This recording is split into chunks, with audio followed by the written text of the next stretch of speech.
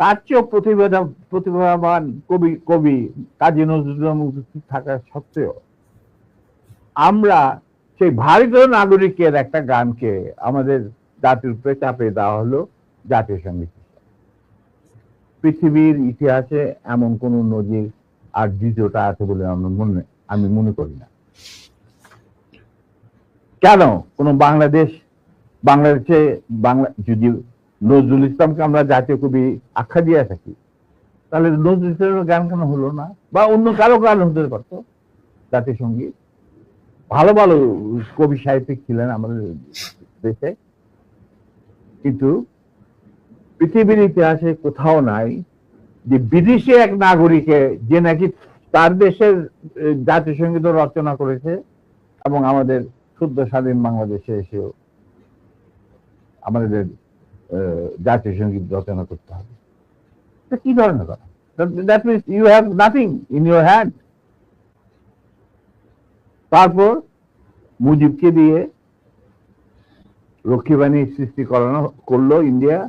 তারা বাংলাদেশের সামরিক বাহিনীকে দুর্বল করে একটা নামের মাত্র সামরিক বাহিনী, হাতে লণ্ঠন করে ঠনঠন, এই ধরনের একটা সেনাবাহিনী রাখবে।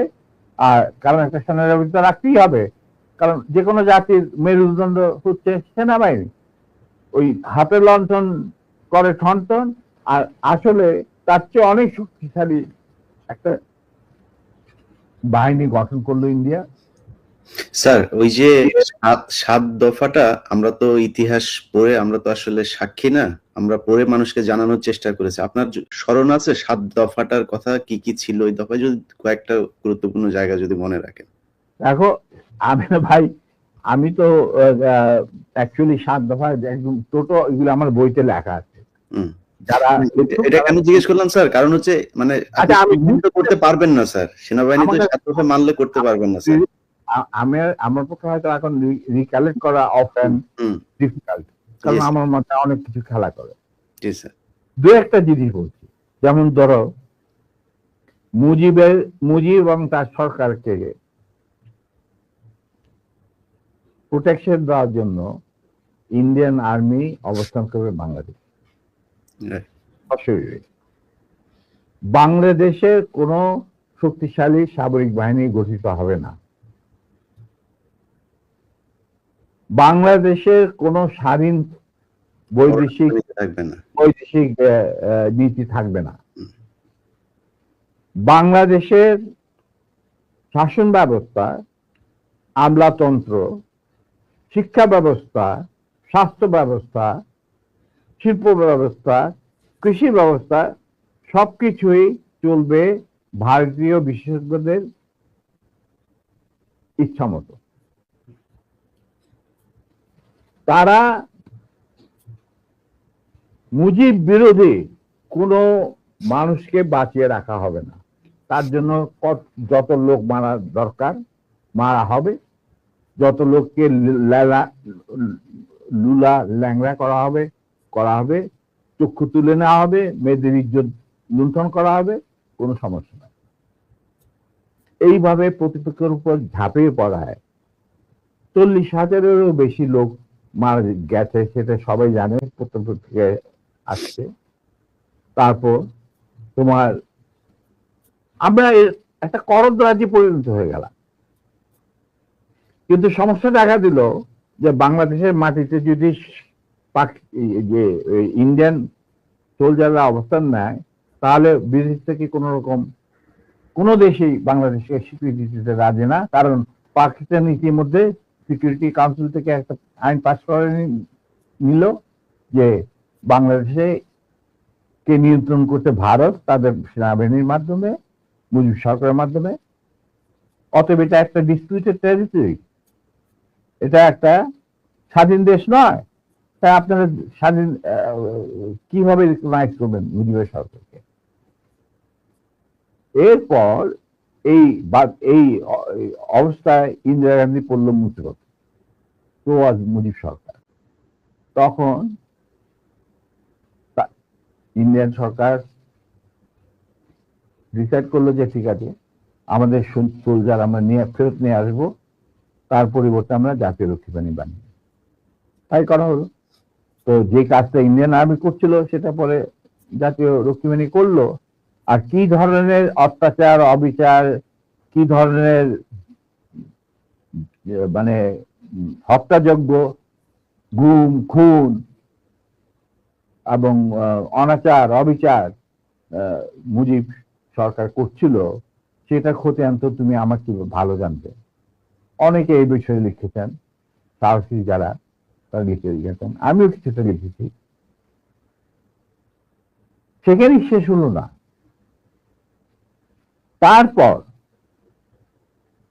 দেখা গেল যে সেই সুতিগার থেকে মুজিব কায়েম করলেন একদলীয়, এক ন্যায়তত্ত্ব, স্বৈরাচার শাসন, বাকশাল, এবং নিজেকে তিনি আজীবন রাষ্ট্রপতি হিসেবে ঘোষণা দেবেন সিদ্ধান্ত না হলো।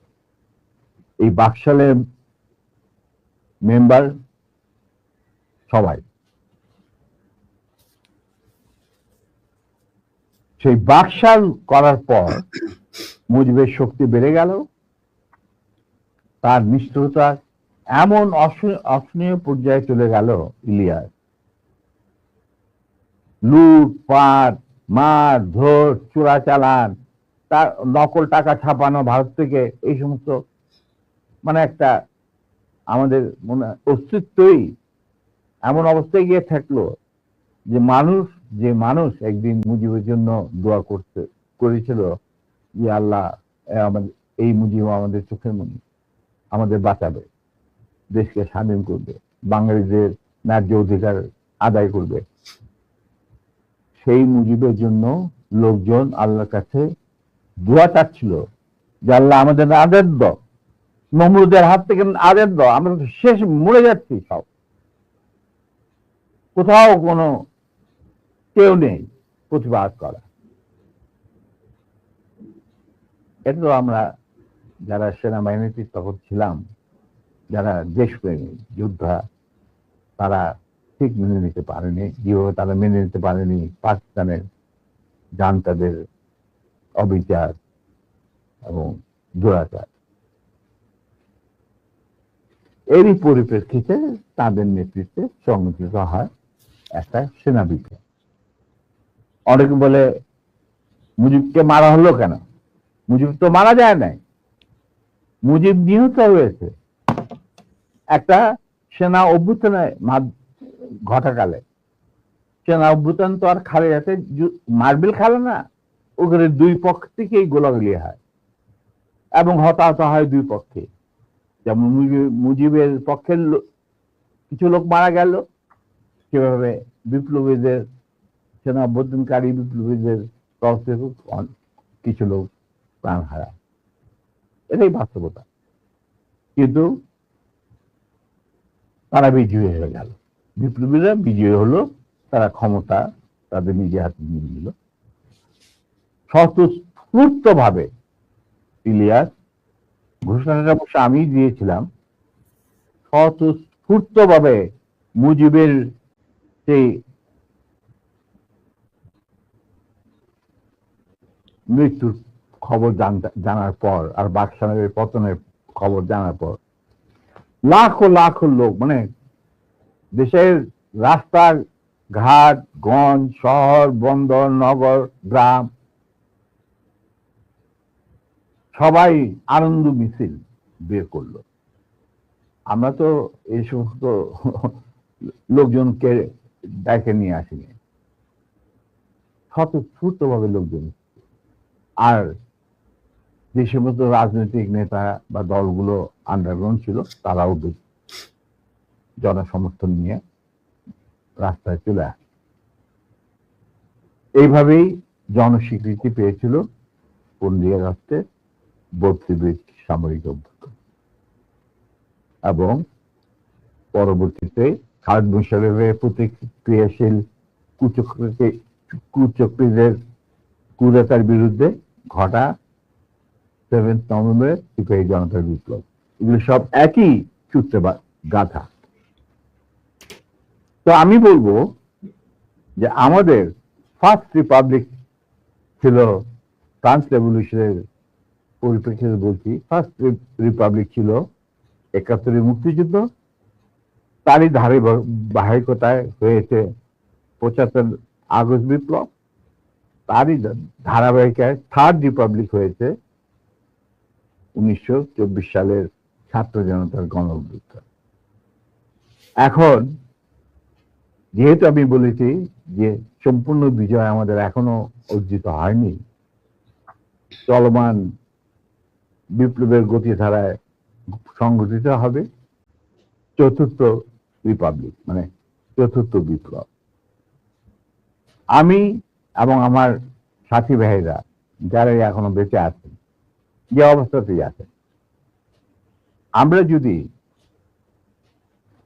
আমাদের বর্তমান প্রজন্মের বিপ্লবীদের, ছাত্র জনতা, তাদের বিপ্লবী কাণ্ডে কোন রকম অবদান রাখতে টাইম স্বপন বাপি ওরা কিছু গেস্টকে বোধহয় নাম বাড়িতে পৌঁছে দেওয়ার জন্য নিয়ে গেছিল গাড়ি করে, বা ওদের গাড়ি আসছিল না, ছিল কিছু, ওরা উপস্থিত ছিল না।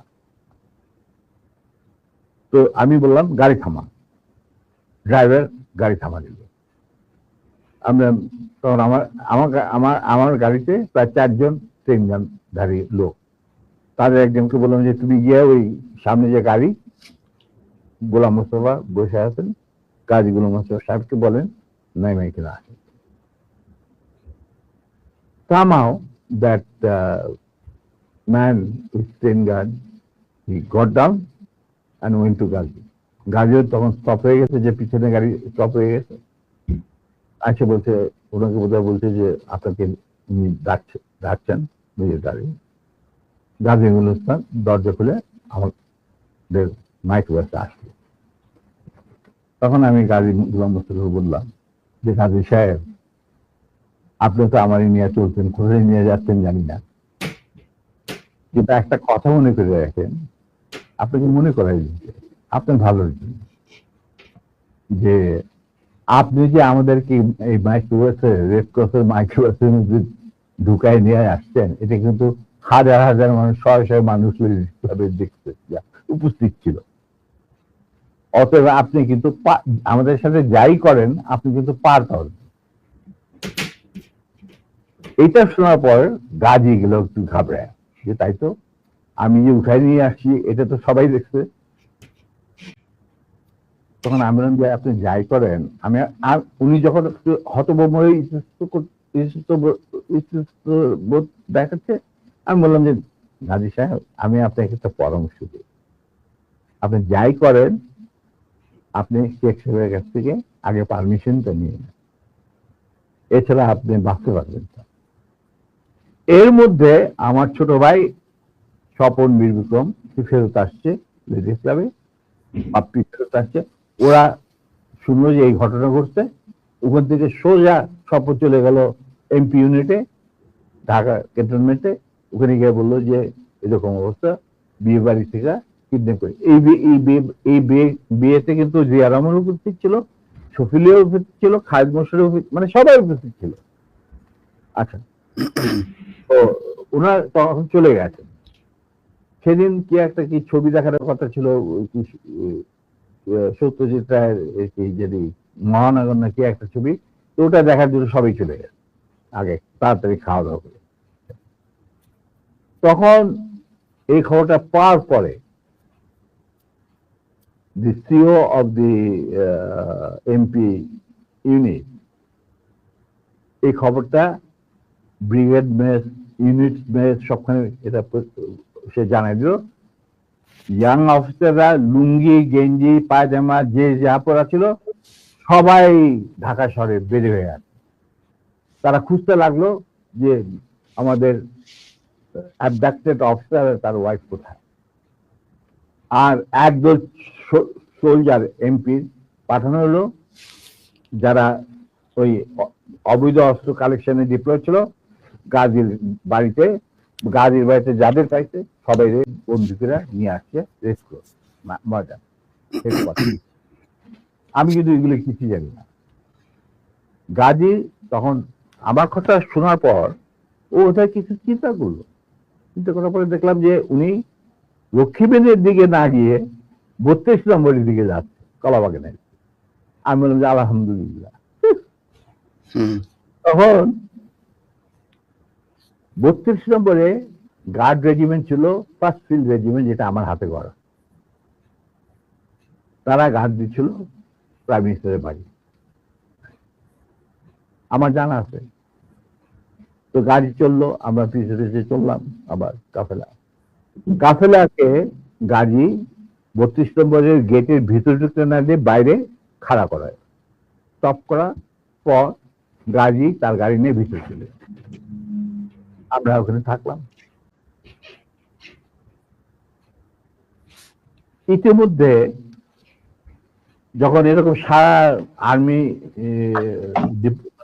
ডিপ্লয়মেন্ট, যারা ডিপ্লয় ছিল, তারা যখন গাড়ির পরিবেশ ধরে নিয়ে আসছে, আর সবখানে ব্যারিকেড দিয়ে চেক করা হচ্ছে প্রত্যেকটা গাড়ি যে আমাদের মিসিং অফিসার তার স্ত্রী কোথায় আছে কিনা, যাতে ঢাকার বাইরে না যেতে পারে।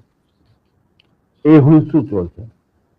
আমাদের তখন রেসকোর্সের কমান্ডার ছিলেন major movement, CO first lancer. তো উনি মেজর মুভমেন্ট ছিলেন অপারেশন ইনচার্জ, পরে লেফটেন্যান্ট কর্নেল। আচ্ছা, যাই হোক, বললাম যে গাড়ি ভিতরে গেল, কি বলবে। ঠিক সেই সময় দেখলাম একটা সাদা টয়টা গাড়ি আসলো, ড্রাইভিং সিটে বসা স্বপন, পাশে বসা আমার বোনের জামাই লিটু, আবুল খায়ের লিটু, যে নাকি বেঙ্গল গ্রুপের মালিক, বিরাট ধনী ব্যবসায়ী। ওই সালমান রহমান তোমানের সাথে সবাই একটা। যাই হোক, ওরা দুজন, আর এসপি মাহবুব সঙ্গে। এসপি মাহবুব ছিল মুজিবের খুবই বিশ্বস্ত একজন কিলার